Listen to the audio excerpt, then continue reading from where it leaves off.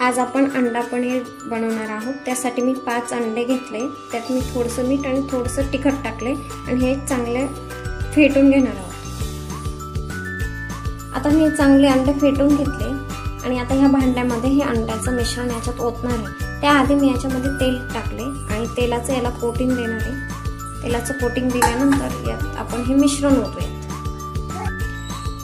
कुकरमध्ये यामध्ये मी आता पाणी घेतलंय थोडंसं, त्यात हे मिश्रण अंडा पनीरसाठी मी ठेवणार आहे आणि कुकरची एक शिट्टी करून घेऊया।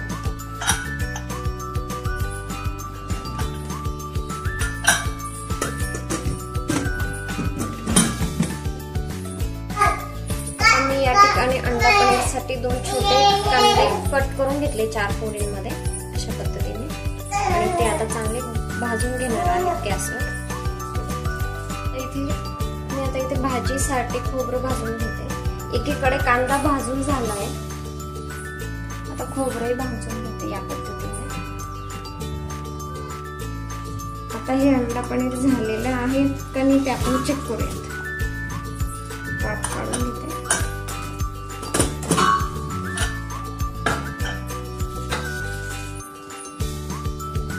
आता हे पनीरचे मी तुकडे तुकडे करून घेतले। आता ते कमी गॅसवर मी तेल तापायला ठेवले, थोडेसे डीप फ्राय करून घेणार आहे आणि हे मी वाटण पण तयार करून ठेवले भाजीसाठी। यात मी आलं, लसूण, कोथिंबीर, भाजलेलं खोबरं, कांदा भाजून घेतला, हे सर्व टाकून हे सगळं मिक्सरला फिरवून घेतले पेस्ट। आणि थोडे हे पनीरचे तुकडे मी आता थोडे फ्राय करून घेतले, म्हणजे भाजी खूप छान होईल।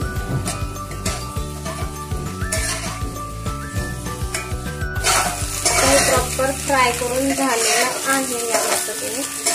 तुम्हाला अजून पाहिजे तर अजून पण तुम्ही करून ठेवू शकता, पण मला इथपर्यंत ही प्रोसेस योग्य वाटते। यात मी 2 चमचे तेल टाकले आणि तेजपात टाकले। आता बघूया पुढची प्रोसेस। जिरं टाकतो,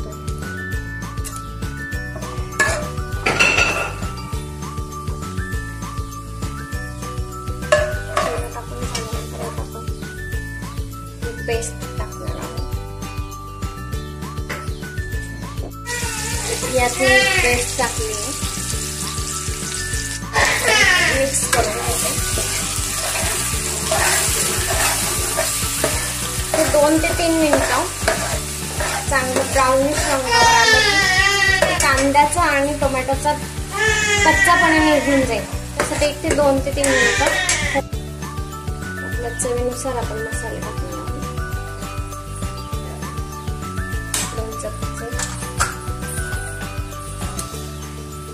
आम्ही अंबारी कांदा लसूण मसाला यूज करतो, भाजीला खूप छान चव येते। थोडीशी हळद, थोडंसं लाल, अजून अर्धा चमचा घरगुती मसाला, थोडीशी कोथिंबीर टाकून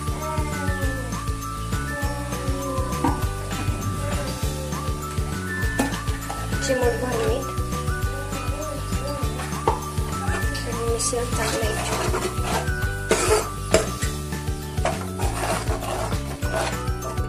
बघा छान झाला हे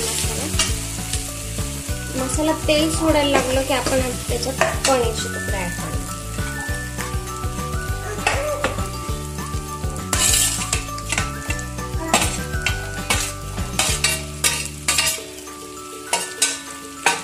मिक्स करून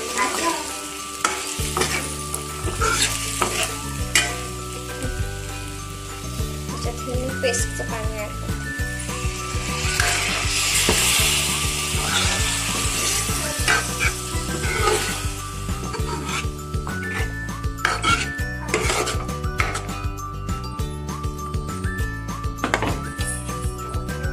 मी चवीनुसार मीठ घालते।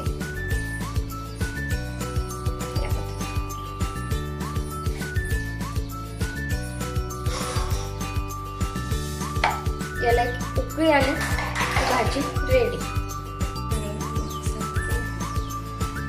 यात आपण कोथिंबीर टाकणार आहे.